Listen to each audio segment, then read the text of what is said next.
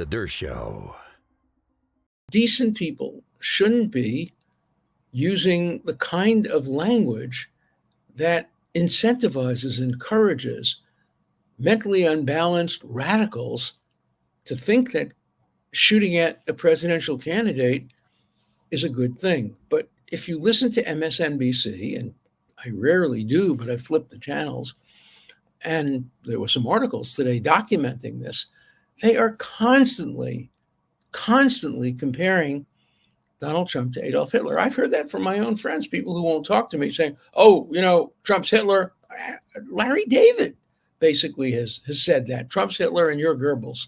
You're a somebody who's helping Adolf Hitler. You're Goering, you're Goebbels, you're all those horrible people. So the analogies to Hitler slip off the tongue very easily at MSNBC.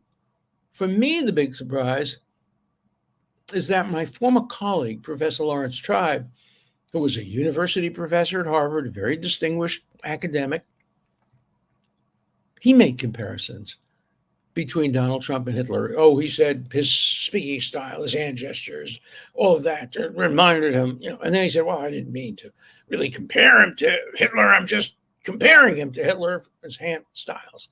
And then he made the following statement. I have to read it word for word because you wouldn't believe it otherwise. If you're gonna shoot him, this was a reference to Trump, if you're gonna shoot him, you have to shoot to kill. Again, I'll repeat it.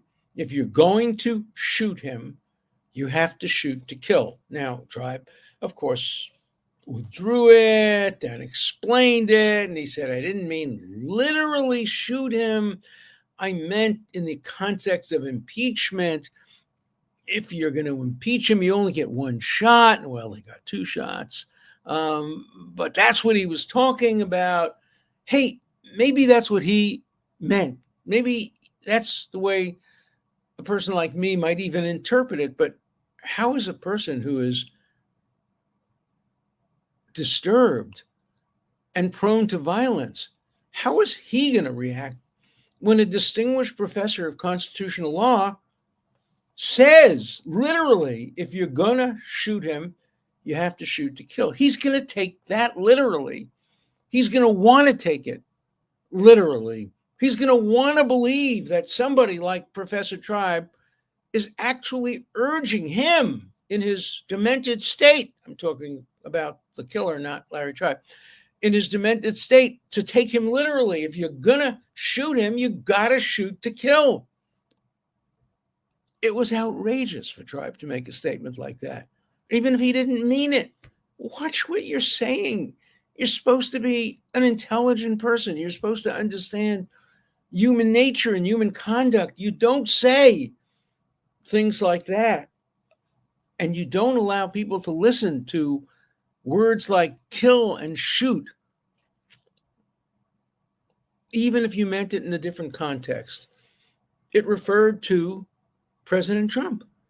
And people are going to see that and read that literally. Now, would I prosecute Tribe? No. But I would condemn him for using that kind of language, even if he had nothing like that in mind. The analogy to Hitler is also troubling for another reason. Hitler should have been assassinated. Had I been living in Germany, I often say, if I were called by Hitler in 1933 and asked, would you represent me? Obviously I don't mean this literally. I mean this part literally. If he would have me come to his office and close the door, and if I had the ability, I would have strangled him with my bare hands. He deserved to die. It was a good thing to kill Adolf Hitler.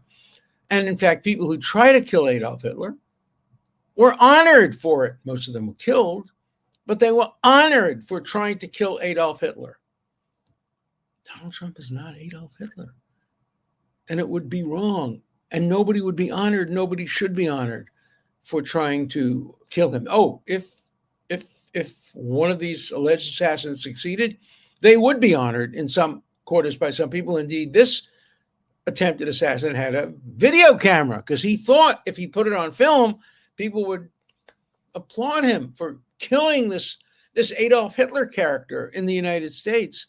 And that's what's so dangerous. The other thing that's so disturbing, and Tribe ought to know better than this, because Tribe himself and his family are close to being Holocaust survivors. His family escaped to Shanghai, where he spent the war years. They were not in direct danger, but they lived through the Holocaust.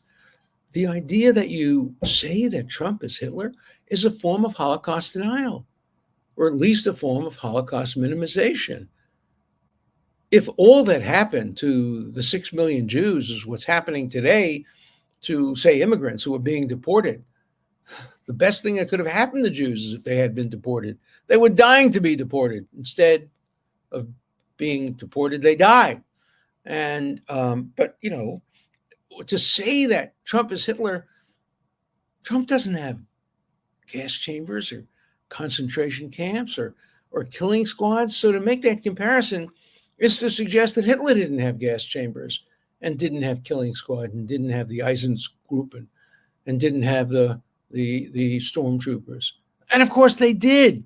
And so it's a form of Holocaust denial to compare Trump to Hitler. But putting that aside, just the idea of inciting, it's not a direct incitement, it's an indirect incitement, but the idea of legitimating the killing or shooting or attacking Donald Trump because he's like Hitler is so dangerous to our civil liberties, so dangerous to our political system.